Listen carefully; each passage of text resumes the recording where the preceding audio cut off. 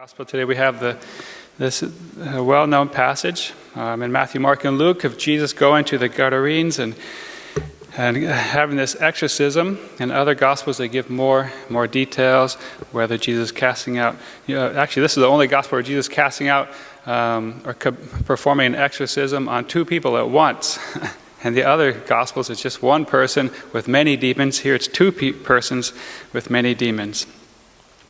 So that part's interesting. It's just also important to point out, that this is a real exorcism with real demons, okay, and demons that are real fallen angels. It's not just, as some people like to say, wrestling with the ego within me or something like that, or my own bad habits that I'm trying to conquer. Demons are real persons. Real spiritual beings. And so obviously Jesus is not casting out the ego within these two people. He's casting out real demons, real fallen angels. And so when you hear kind of that mumbo jumbo, just dismiss that person saying those things. Demons are real. So Jesus drives them away. And he's driving them away. Remember, this is one of the deeds that Jesus does and asks us to do, to proclaim that God's kingdom is here. So in the Gospels on Sundays, we've been going through Matthew around chapter 10 and 11 now, and as Jesus was sending out his disciples to announce the gospel, he said, go and proclaim this message in word and deed. Proclaim that God's kingdom is here in word and in deeds by curing the sick, raising the dead, cleansing the lepers, and casting out demons. This is one of the actions that announces God's kingdom is here. God's power is here. And so God's kingdom, the kingdom of light, is coming and taking back the territory of the kingdom of darkness. So that's what's happening here. So Jesus going here to the eastern side, the eastern shore of the Sea of Galilee, pretty much known as the Decapolis, non-Jewish territory. We also know non-Jewish territory because there's a herd of swine there. The Jews, remember, did not eat pigs. They were unclean animals.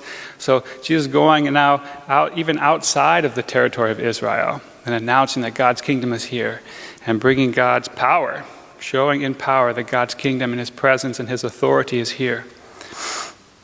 And he shows that by this exorcism of two people at once.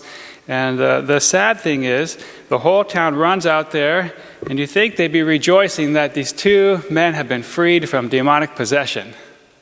Full demonic possession, not just demonic oppression or demonic harassment or demonic temptation like we face every day if we're through different temptations in our lives, but the full demonic possession of two persons, and you think they'd be rejoicing. You freed our people. We're now free of the demons. Instead, they're mad because they lost some bacon, right? They're deciding. Freedom in these people's lives or bacon. And they're choosing bacon, right? Oh my gosh, they're afraid. They go and meet Jesus and beg him to leave their district, to leave our area. Who knows what's gonna happen next? And it's important for us to realize there is that decision that we have to make. If we really want God's kingdom to come in fullness and power in our life and in our family's life and our society and our district here in San Diego or Mission Hills, we have to realize that it's going to cost us something. When God's kingdom is coming in, something has to go out. Right? When God's grace comes into our life to fill us with the fullness of grace, especially at baptism or at confession, something's going out. Sin is going out. Old habits are going out. Old way of living life is going out. Because a new way of living life has come in. And we have to be willing to give up that old way of life, that old man, that old woman, those old habits. The old values are things that we thought were important, to reprioritize according to God's kingdom values. And so sometimes that's what stops God's kingdom from coming into power or in fullness in our lives or in our societies, that we don't want to give up certain pleasures that we like bacon. We don't want to give up. Basically everything that we don't want to give up is because we get some kind of pleasure from it. I heard someone say once, I never committed a sin I didn't enjoy. In the moment you enjoy the sin. Afterwards, maybe you start to regret it. But in the moment, there's something you enjoy about it, otherwise you would not do it. And that's the question we can take with us today, just for our lives, our family, even our society today. We see things falling apart.